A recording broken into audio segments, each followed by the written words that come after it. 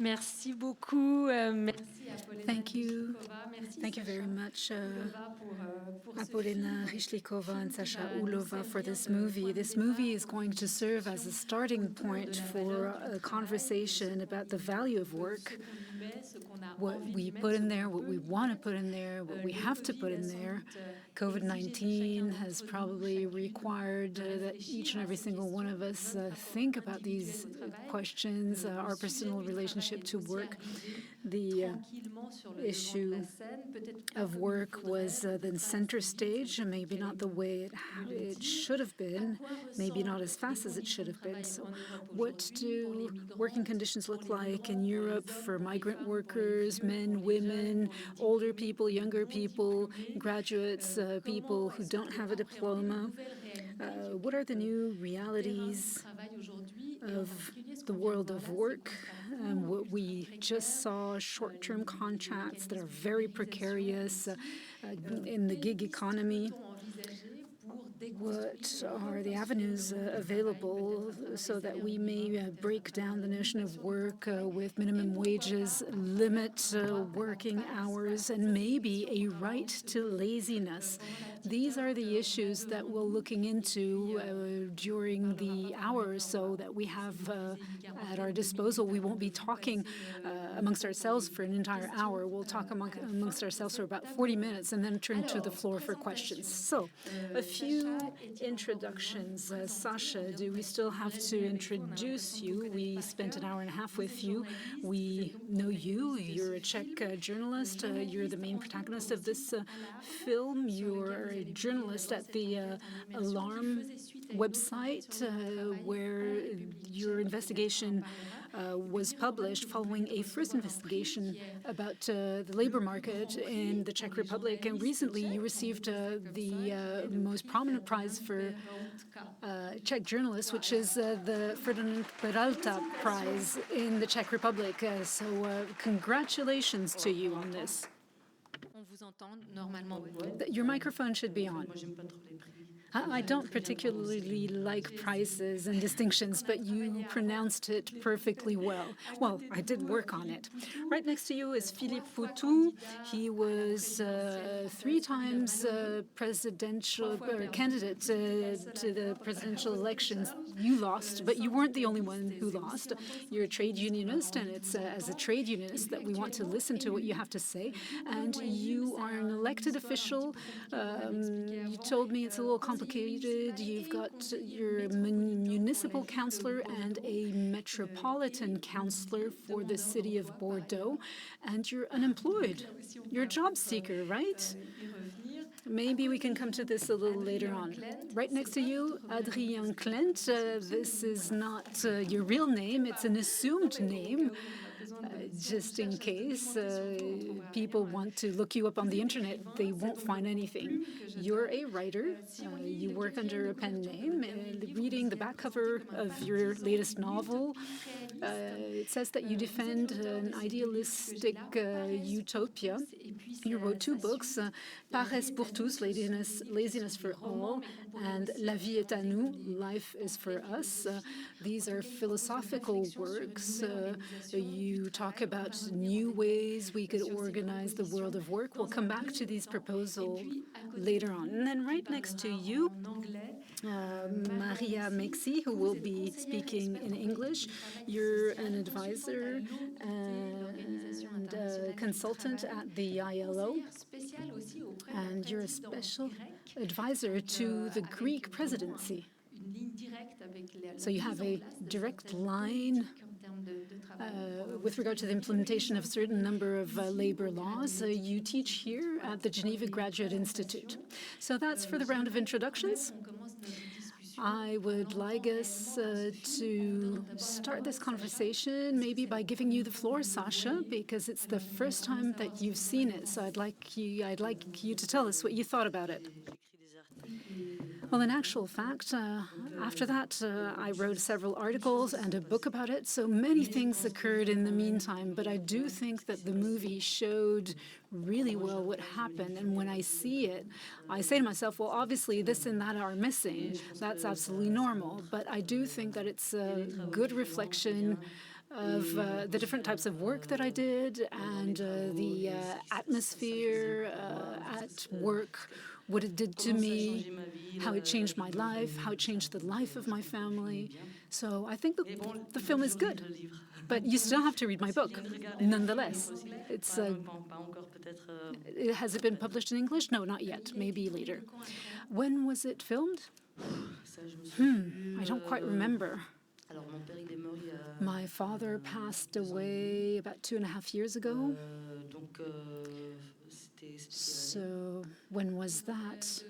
Well, 2.5 years ago, that must have been 2022. Yes, we started in the fall of 2022 and we finished in the summer of 2023, so almost a year. Oh, 2021, someone's saying in the audience. I'm a little lost.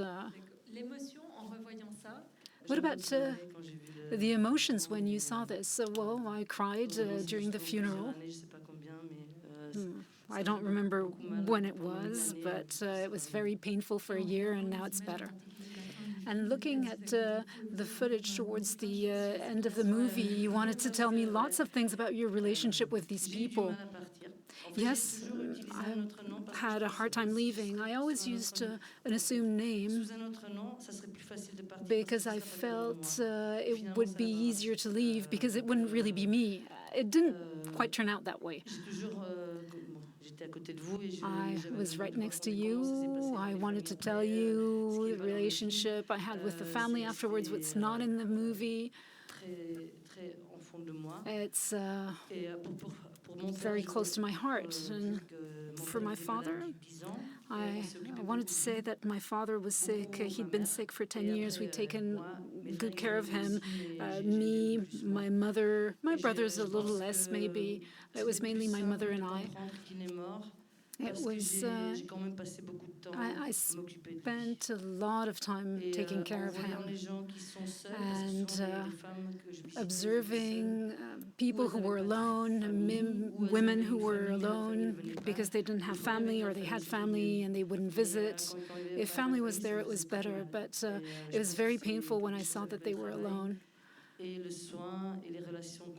I think it has to do with care, with work. We know that when people pass away, they regret not having spent more time with their family and friends, and they say, I spent too much time working. We now know about it. I now know about it, so I try and spend as much time as possible with my family so that I don't have any remorse upon dying.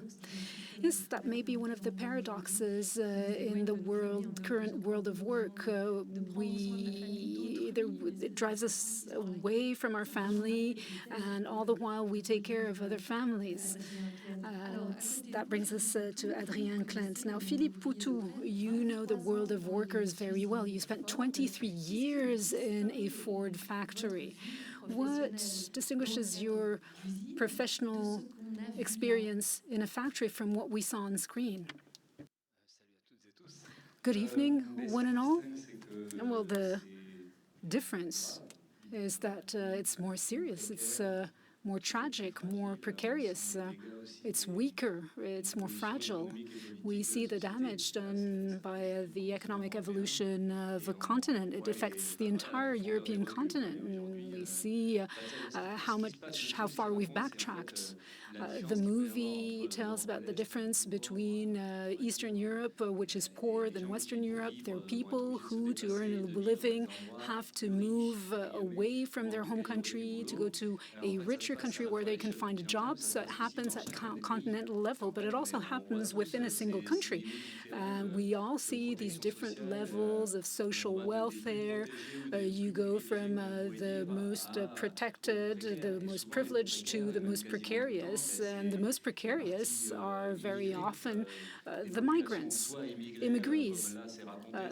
Like we saw, people who cross borders to find work, or descendants of migrants following a colonial history. So we see all these nuances. And in the Ford factory, people always have this negative image of factories. It's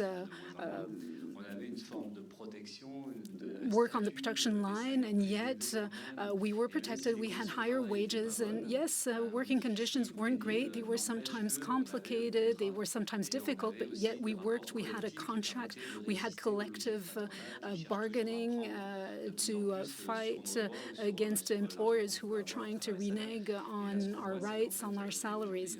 And what we realize is that nowadays there's very little protection for most part of workers, and that's exactly what's shown in the film. It's a demonstration that the reality that exists nowadays and that we can find in each and every single country. You speak about it in the movie. At the end, in Marseille, you say you're alone. You're an employee, and yet you're alone. Adrien Klent, turning towards you. How do you pronounce it? Klent? Klent?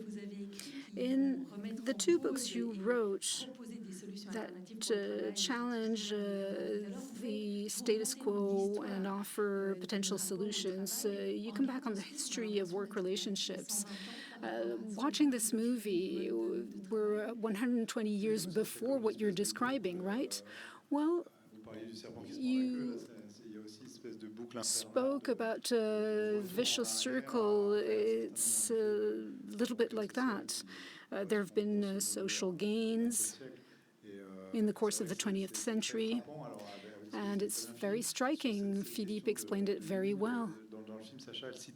Sacha says a couple of times that the agency told her, you'll be working alone, but you won't be on your own. Each and every time Sacha says, but in actual fact, I am alone and I am on my own. So people feel alone in their work relationship. That's what the gig economy is all about. It prevents people from being a collective, from feeling part of a group, to be able to call out situations. When you're alone, you don't even remember what labor law is, what are the limits that shouldn't be crossed. It goes beyond the worst moments in workers' history, with strikes. A group expressing himself through strike has a certain strength in facing employers. Here you don't have this possibility. One point on the farm, you and your colleagues say, we refuse to go to work. It was almost like a strike. We weren't employees. Yes, exactly. It's almost like a strike. It's a proto-strike. But it's as if your employer had anticipated, so he manages to reorganize work so that you have to work in the evening and you're no longer able to strike. Yes, and what he did is that the next day we were able to sleep in until 6 a.m. I was so happy that strike was no longer on my mind. Yes, so there's this atomization, in a sense, of the relationship to work, which is very striking. And just to come back to my book, this movie is the exact contrary of what I talk about in my work, in my book. In my book, things change for the better. And here, it's almost dystopian. So to me, it's paradoxical because it's the exact contrary of what I tried to build in my two books. Marie-Maxie, you are a specialist of precarious jobs and also platform-based jobs, the gig economy. So could you explain what it is? Is it what we've seen in a film or is it something else? Yes, thank you so much.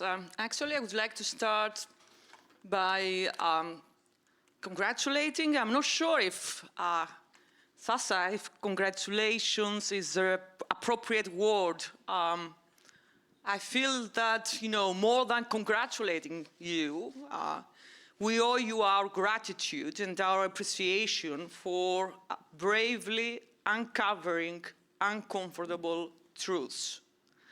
And I truly believe that as long as people like you out there, I truly believe that there's a hope for a better future.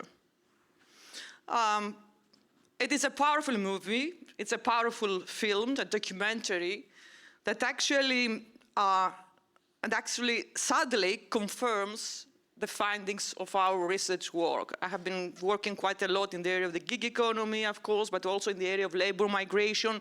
We recently completed a project examining the working conditions of economic migrants, asylum seekers, refugees in 7 European countries.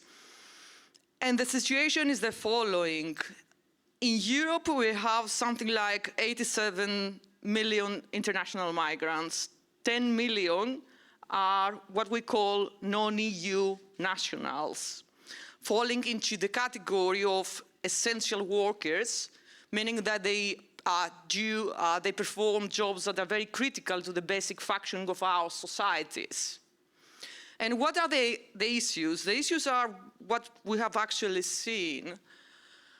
Most of the cases, migrant workers have to face what we call decent work deficits, limited or no access to decent jobs and decent wages, limited or no access to social protection, social entitlement, healthcare, huge emotional strain because of family separation and other issues, fear of retaliation by employers, fear of deportation, and especially this fear of retaliation and deportation keeps some migrant workers, especially undocumented workers, migrant workers, from reporting labor abuses. So the situation is not good, apparently. And the issue is that in most cases, migrant workers find themselves at the intersection of 3 circles. The circle of precarity, the circle of exploitation, and the circle of indignity, work that actually dehumanizes. And there is what we call a migrant penalty in the labor market, a migrant penalty, which is even more acute for non-EU nationals, because these people face a complex set of challenges. They face precarity in conjunction with exploitation, in conjunction with racism. Okay, so we are researchers. Our work is to identify issues and to work on policies. But policies is the outcome of politics. And of course, we all know that migration narratives are deeply politicized in Europe as elsewhere. What we are seeing is in Europe a rather anti-migration rhetoric narrative. Of course, we have the far right, but also what we are seeing now is even center-left parties endorsing some elements of fully anti-migration rhetoric, which is surprising to say the least. And what we are seeing actually is governments prioritizing border control, containment of migratory flows, restrictive measures over migrants' integration. What we are seeing is governments wanting to implement policies relocating asylum seekers to countries outside Europe. And I'm referring, for instance, an example is the UK Rwanda plan. And at the same time, it's absolutely, I mean, I don't know how I can describe it. Is it a paradox? Is it a hypocrisy? I don't know, because the same governments prioritizing restrictive policies, the same governments at the same time are signing bilateral agreements with non-European countries like Bangladesh, like Philippines, like India, like Pakistan, with the goal to bring migrants to Europe. So you look the hypocrisy. I mean, on the one hand, we are saying you are not welcome, but on the other hand, what we are saying is the following. Oh, our labor markets have a problem. We have labor shortages. We need more hands in seasonal industries, in agriculture, in tourism, in hospitality sector, in the care sector. So on the one hand, we don't actually want you, but we do want you to help us fix our problems. And I think this is the crudest manifestation of treating migrant workers as a commodity, as a disposable resource. And I will finish with that. So what we are seeing now is that European governments are very much willing to exploit cheap migrant labor, but not willing enough to create conditions for human dignity for all workers. And human dignity it's a fundamental right. It's not a privilege reserved for native citizens. And the question is this the Europe we want? Is this the Europe we want?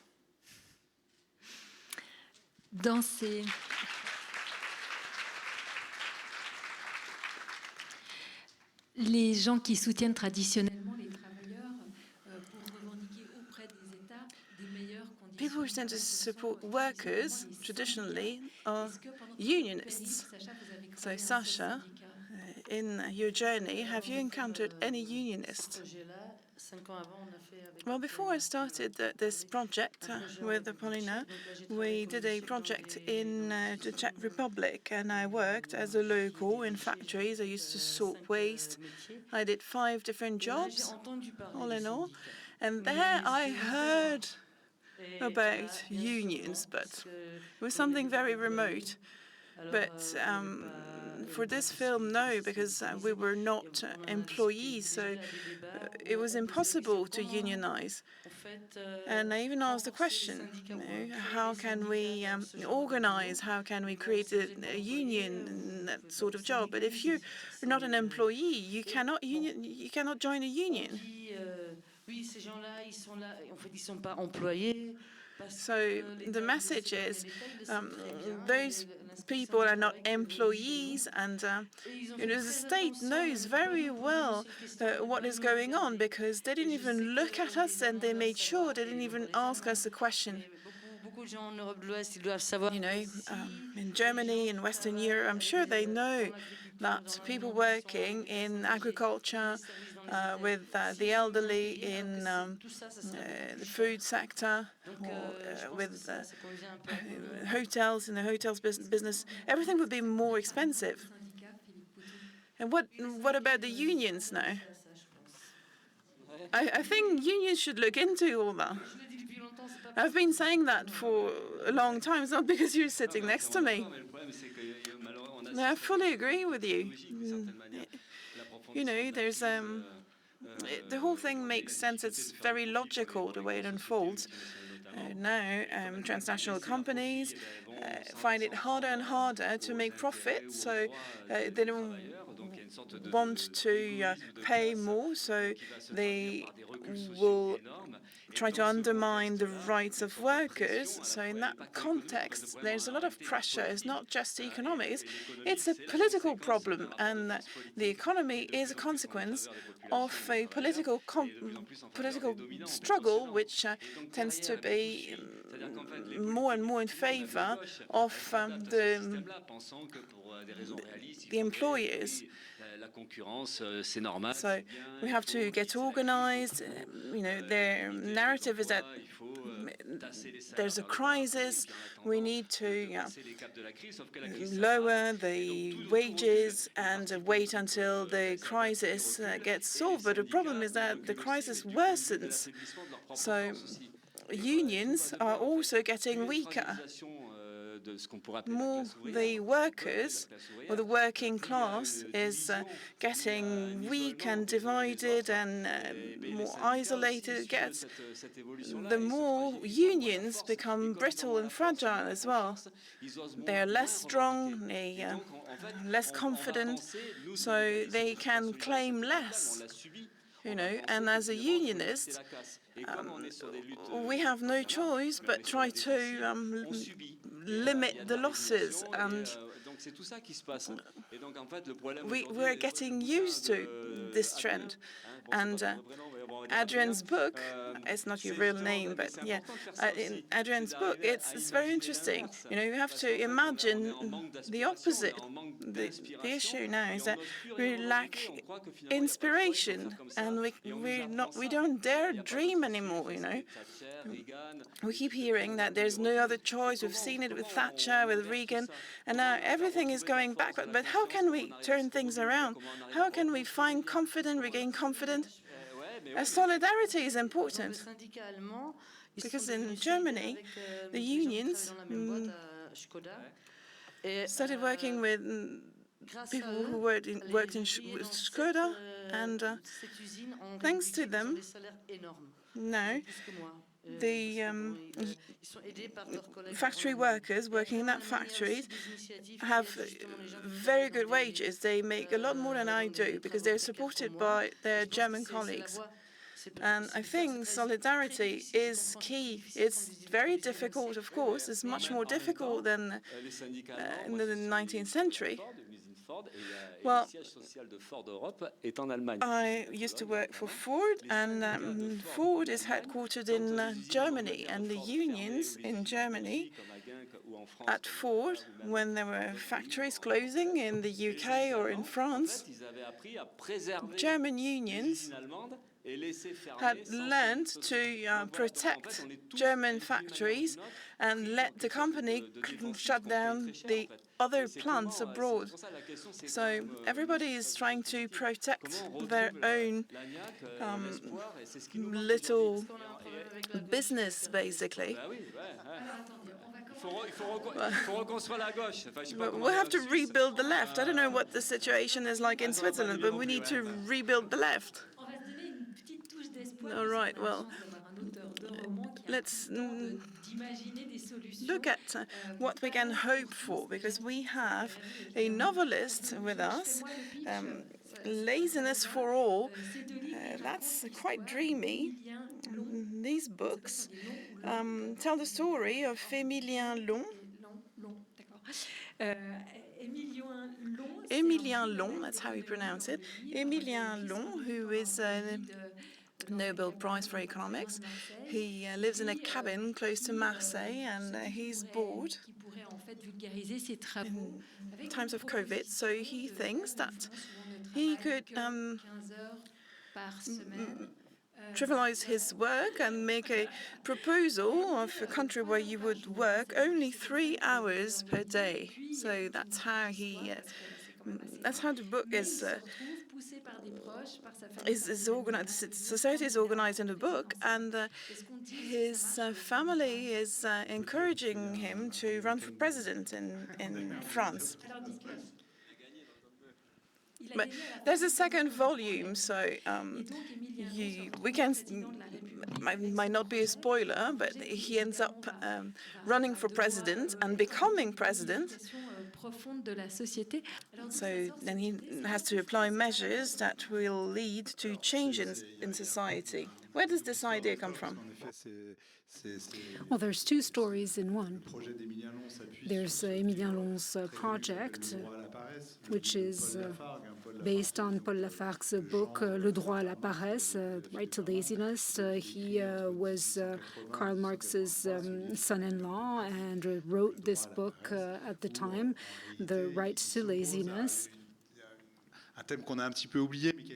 He takes up an important issue in the 19th century, which was the fact that workers and working class people wanted to have the rights to rest, or the right to work, rather.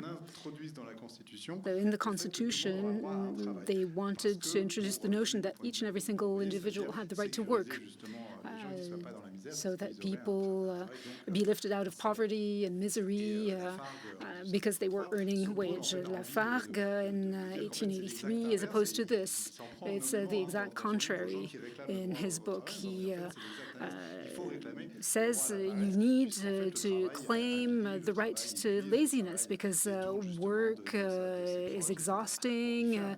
It drives you away from your family, your relatives, your friends. He's very clairvoyant, at least with hindsight, 150 years later. We can see that he's clairvoyant.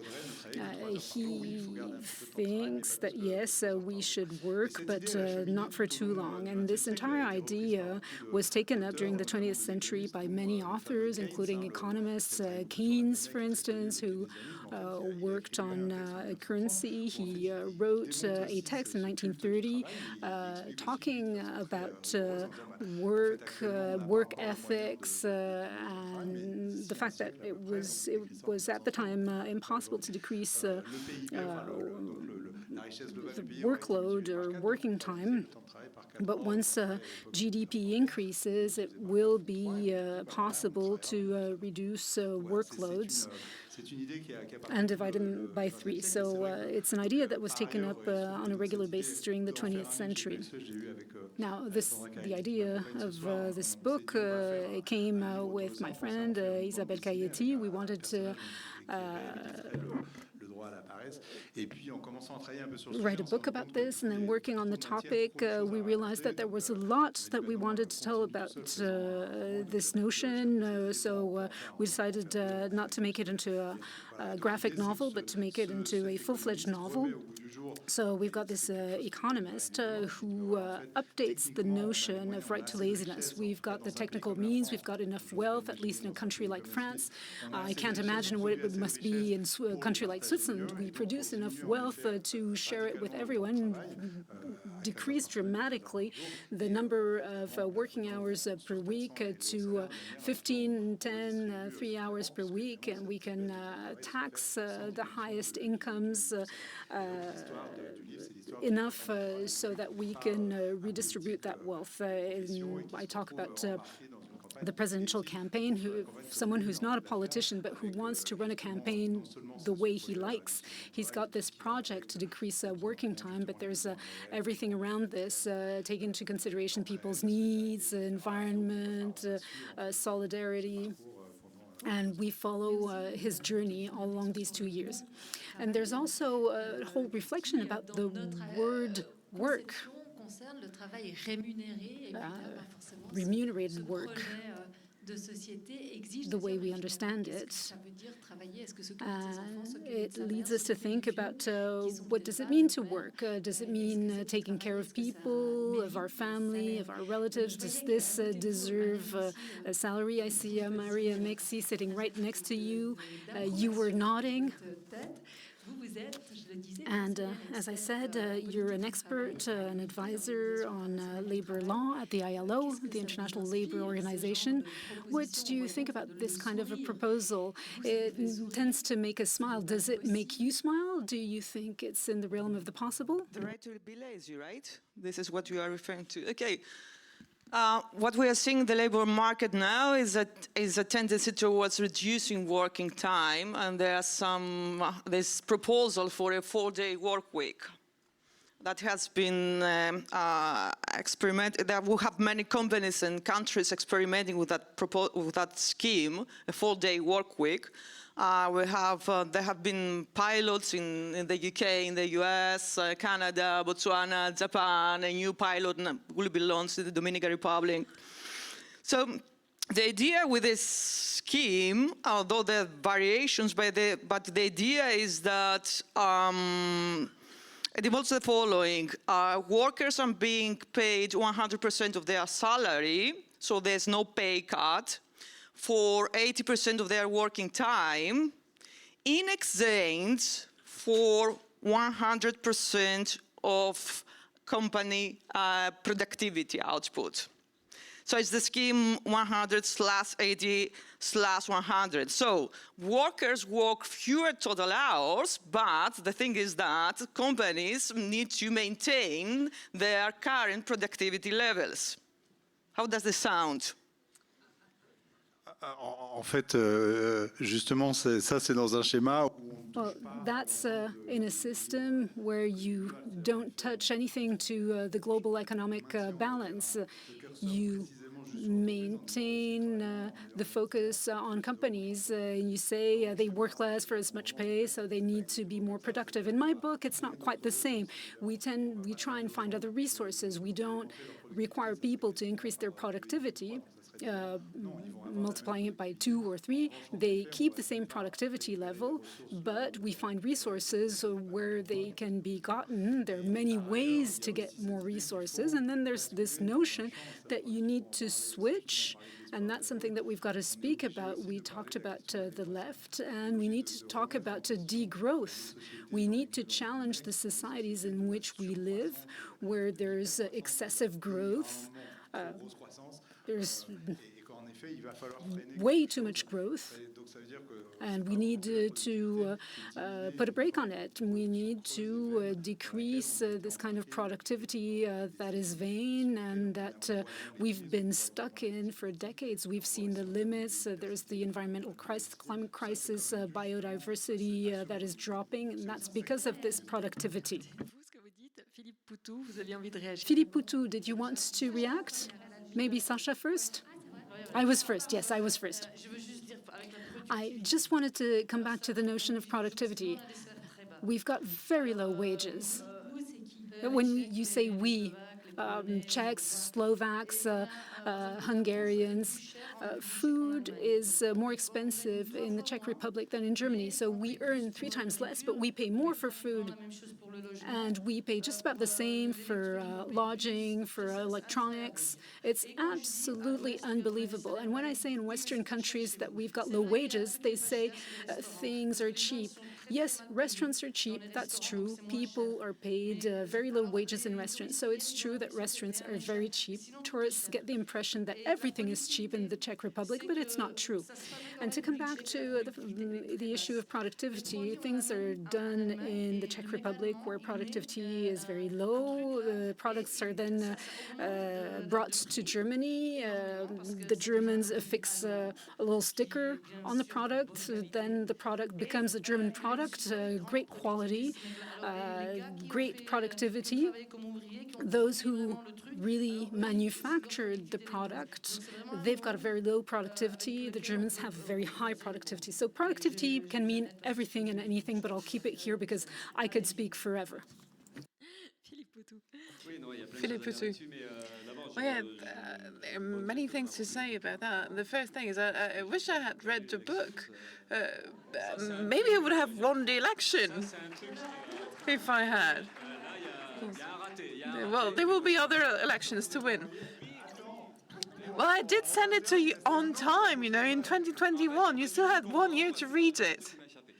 Well, maybe there's something I missed from all of this. Well, coming back to the question of whether or not reducing working hours is a utopia or not, it's not a reality yet, but it could be done. But what's behind it is the way we organize society. That's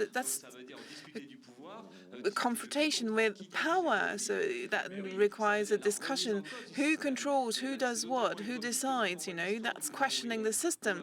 And it's all the more of an utopia that, about a century after Paul Lafargue, there was a struggle for the 8-hour day. That was in 1880.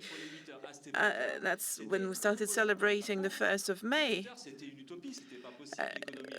If we listen to employers back then, they were saying that there was a utopia. It was impossible to work only 8 hours per day, and they were presenting it as a disaster for the economy. Children were working 12 hours, and adults were working 14 hours, and that was the least they could do.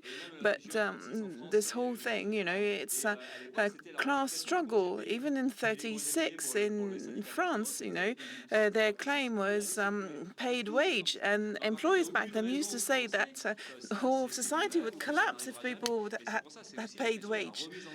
So it's also about questioning domination and questioning the role of work And of course, that leads to questioning subordination relationships, and that's the way we present it. It's about expropriation of the economy.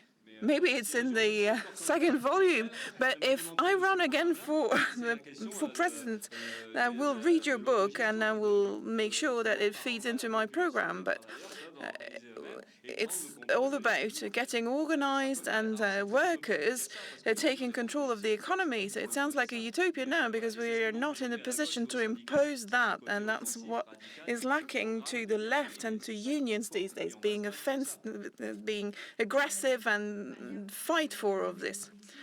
Maria Mexi, you're quite close to power in Greece. The situation is quite difficult with the decisions that have been made with regards to Europe. Could we imagine implementing things like that, or what is the main priority? Is it for workers to have the best possible working condition to have a decent life? Yes, just, before going to Greece, I just want to comment something in relation to the 4-day work week. I fully agree. It's something that is new in the new development, the world of work, but it could be described as evolution, but not as revolution, because I fully agree with all of you that it's the system that we need to change, not aspects of work. And these schemes like 4-day work week and similar, actually, okay, they might, improve work-life balance, but this kind of schemes, actually, they're not challenging the injustices around which the concept of work is now embedded in the system. Now, the problem, I don't know if it's a problem, but the issue is that this type of schemes like 4-day work week have been trade unions are supporting this. They have quite endorsed this scheme.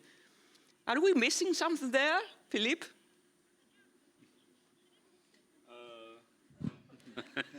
Pas tous, hein, mais Well, not all of them. Not all of them, but the main issue is that trade unions do not dare claim things, and these days we see precariousness, redundancy plans, Uberization, and we are afraid to ask for things, and we're afraid to demand things, and we're stuck in this ultra-liberal propaganda. We don't even think we can do differently, and when you read Paul Lafargue, 1883, saying that we could very well work only 3 hours per day, it's important to dare. You were talking about a 28-hour week. For us, the less we work, the better. I've been unemployed for 5 years, but what does it mean to work? I'm an elected representative of the people, so I'm working, but work is exploitation. It's exploitation, it's suffering.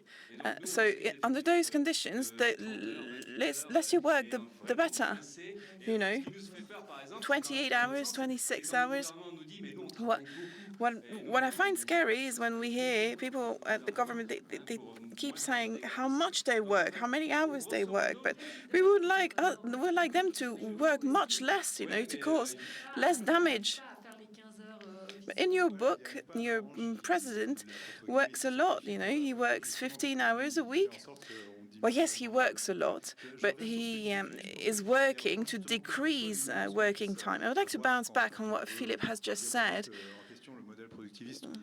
Everything that we look into when we question the productivist model, what's shocking when you look at our societies, it's like we are frozen in time. It's almost as if we didn't even dare to think, It's not just that you don't talk to people about it, it's that you don't even think about it to yourself. That the system is crazy. We are going full speed into a wall. Everything is going down the drain. on the planet.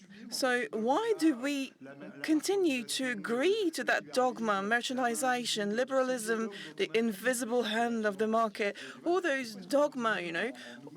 Why don't we challenge them? Why don't we destroy them, at least inside our minds?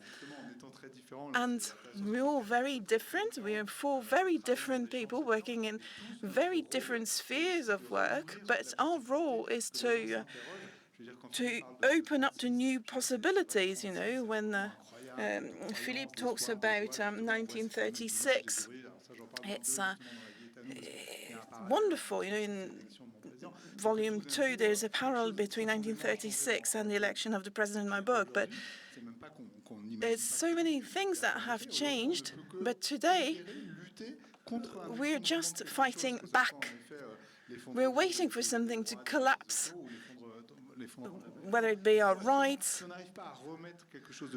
or anything else. If we don't look at it with the positive mindset, if we need to be more aggressive and to want to claim rights again instead of fighting back against a loss of rights.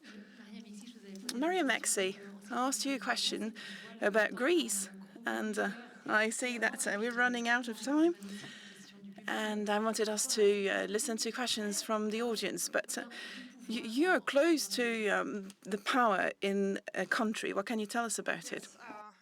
Well, overall, I believe that the problem nowadays, not only in Greece, but generally speaking, is that we don't dare to be enough utopian. And you know, in politics, there's a phrase, and actually in Greece, they are using this phrase quite a lot. It is actually Bismarck's phrase, that politics is the art of the possible. So, because you mentioned I'm advising the president of Greece, what I'm advising our president is actually to focus on the impossible.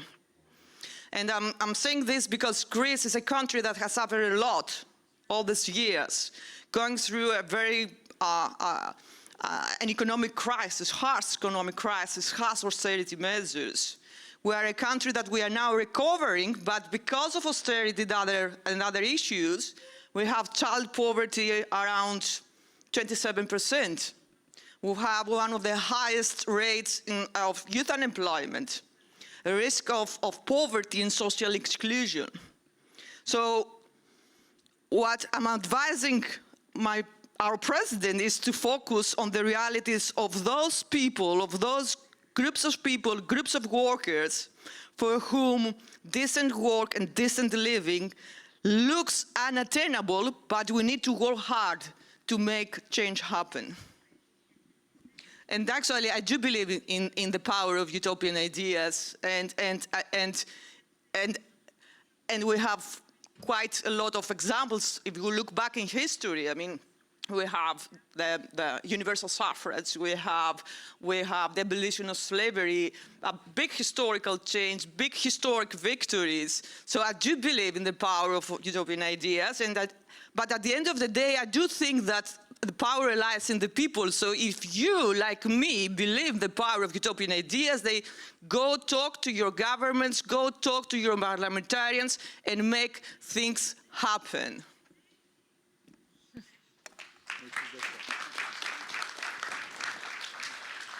Merci beaucoup. Thank you very much. Thanks to the four of you. We've got two roving mics that we will be passing to anyone who would like to put a question to our panelists. Don't hesitate to stand up, give us your name, and tell us to whom you would like to ask a question. First of all, I'd like to say that today, decreasing the number of hours worked might mean that people will lose their job. With new technologies, anything that can be used is used to lay off people. People in supermarkets pay automatically. They pay with their card. There are fewer human checkouts. There are fewer working hours because we're no longer employed. Now, The Popular Front did absolutely amazing things in France at the time. What's incredible is that there was a very short period of time for the Popular Front, and then they were elected out of office, and then people forgot about them. How can that be? How can we raise awareness amongst people? And thank you very much. Thank you for the work that you've done. Thank you for the care you gave to all the people around you. Thank you. Did you have a question? Well, I'd like to know what we can do. What can we do so that people who are focusing on their daily lives focus on greater issues? It's absolutely incredible that CEOs earn millions when workers do not. That's a broad question. The Popular Front was not elected out of office. There were elections in 1936. Léon Blum came into office, and then there was a change in the alliance. The radical political party ceased to support Léon Blum. He remained in power, and then the next elections did not take place because of the war. And there was the Third Republic was dissolved right around the armistice. So it wasn't a political or an electoral defeat.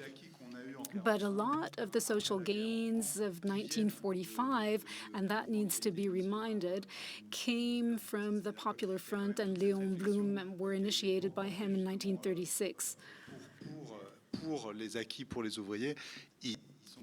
So a lot of these social gains came about in 1945 when the Communist Party was extremely powerful and could impose a series of measures to the temporary government to change the lives of workers in France. I think there was a hand raised clear at the back. Maybe you can stand up so we can see you.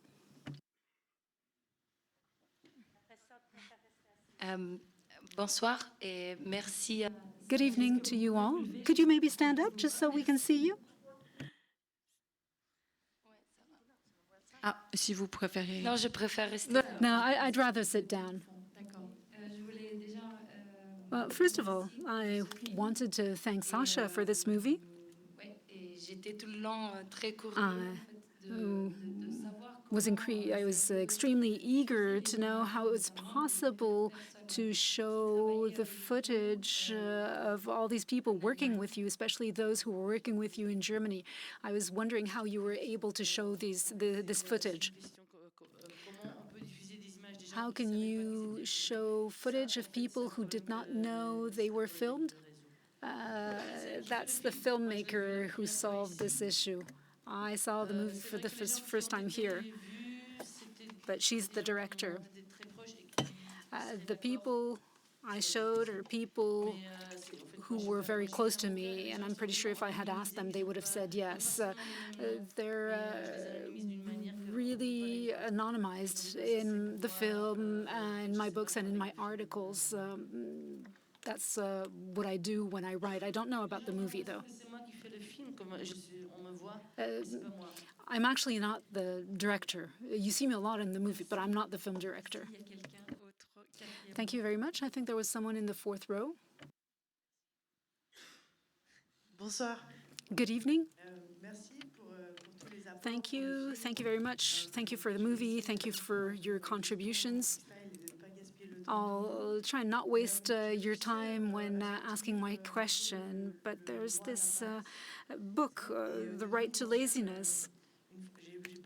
I don't remember the exact quote, but when machines will come to the earth, we'll be released from work because we'll no longer need to work, and this resonates with current affairs, AI. And there's a quest for meaning, and previous generations wanted to work. They wanted to be useful for society. That was their job as citizens. And if we wanted to look at a better horizon for us, how could we try finding a new meaning to work? Maybe just a few words 5 years ago, I worked in factories in the Czech Republic, and there was a movie about it, and people said it's horrible that people do this job. It's terrible, but they might be replaced by machines. It would be awful. And 5 years ago, I said, no, it's lawyers and journalists who might lose their jobs because of new technologies. And I'm pretty sure I'm right. I'm not too worried about factory workers losing their job because of new technologies. If you've got a machine, say in a factory, if it works with fabric, they're constantly breaking. They're constantly breaking down. They need to be maintained. They need to be repaired. They constantly need to be maintained. So I'm not too worried. If machines did our work and we could get rich and drink cocktails by the pool or by the beach, I could imagine a life like that. Why not, says Adrien. Well, I don't think ChatGPT will replace you in fields in Germany anytime soon. But the question is interesting because right around the 60s, people wanted to climb up the social chain or social ladder.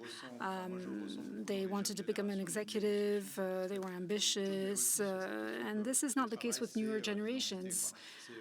There was this notion that my work was my identity. If I've got a good job, I'm a good person. I earn a lot of money. It's a really liberal discourse that poisoned the minds of many, many people. And with the newer generation, I really get the feeling that people don't believe that earning a lot of money, having a great job is classy. People, or the younger people, realize that there's more to life than this, than just success, social success, economic success. And this is something that has to be deconstructed collectively. We no longer should be looking at who earns what. I've got to earn more than him. He's earning less than me. Sasha said so a while ago. We want to pay less for things, and we forget that if we pay less for things, that means that people are paid low wages. So we have to look at the entire chain. Yes, but if we pay more, it's still the capitalists who are making money and not the workers. Well, I think Philippe might have an answer to that. Je pensais l'avoir, mais finalement ça n'a pas marché. I thought it did, but it didn't work out. The question of emancipation is a much more political question than technical one. Of course, technical progress with machines and all, it brings relief to work.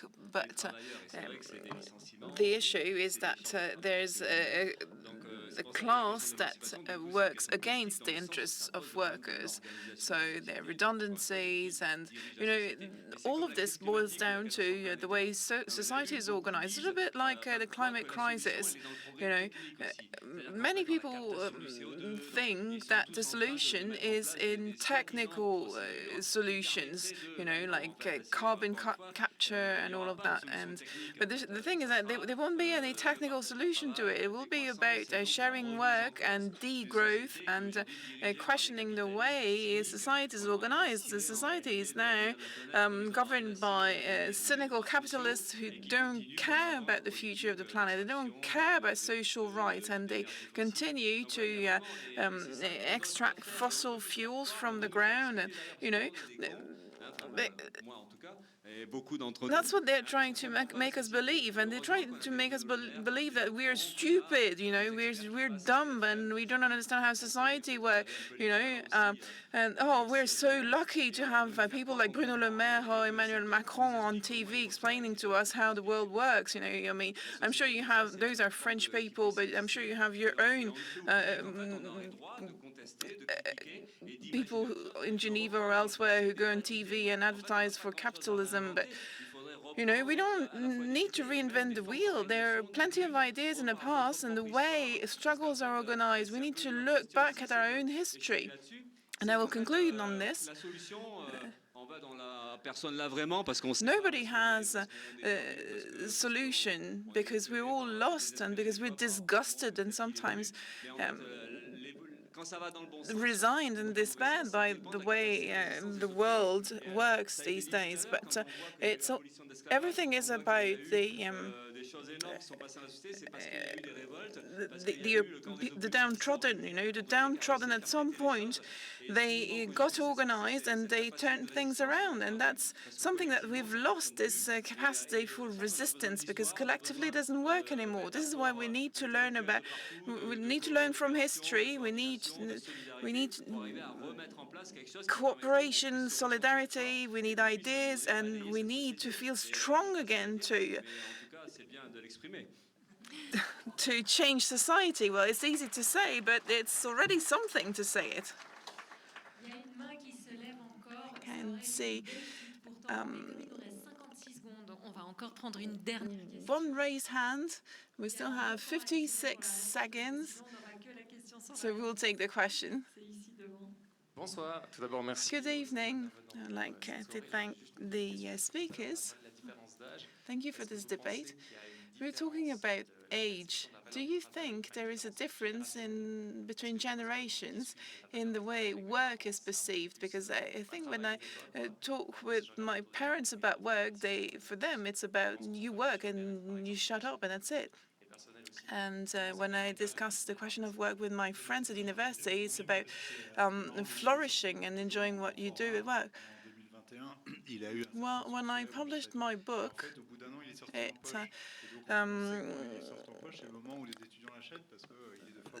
when it came out, in paperback a year later, I met with people, and generally it's older people who come to bookstores. And I realized when it came out in paperback that the book was important for young people and for students as well, because it echoed what they think. We've seen with agrotech, the students who do not want to play the game of the system. That was something very new. Students in elite French schools speaking out, saying that they do not want to follow the rules and they do not want to consider success as a life project. Well, it's a clear change, that we've witnessed in the past years. With Greta Thunberg, when she started speaking up as well, there's this new generation who says stop. And for older people, who still remember those struggles that didn't lead too much. It's quite exciting to see that there's a new generation coming up who refuses to play by the rules. And at the same time, it's quite disturbing for older people who identify very much with their job. That's the first question you ask. What do you do in life? What's your profession? Before asking people, what do you like or who are you? I just wanted to add that in your book, you don't only talk about the issue of work, because once this principle of the 15-hour week, then you have to reorganize everything: political structure, decision-making structures, relationship between men and women, relationships, within the family. So it's a very interesting book and quite the utopia. Can I add something? Well, I hope it's a punchline at least, because we don't have any time left. Well, yes, there is a difference between the generation, but it's a political difference. We've lived different experiences. So older people knew a world of work that was much more structured, not necessarily easier, but much more structured. Not just because work was less individualized, but there was also this political consciousness and the presence of unions and political parties present at work. So there was this professional consciousness. You thought you liked work. You thought you loved your work. There was this illusion, and today young people see work bare. It's bare to the bone. It's over-exploitation, contempt, cynicism. Young people are being fucked over, basically, and they see the reality of work. And I'll conclude on that. And the question is, how can we discuss all of this between generations? Of course, we need the revolt of young people. We need their energy, and we see it in many movements, you know, the environmentalist, anti-racist movement, but the future is there. And for us, the old generation who have lost hope and who are damaged from work, we thought that life was about work, but life is about a lot more. And I think young people will play a crucial role for the rest. Well, life is much more than work. Thank you very much. And thanks to the audience as well.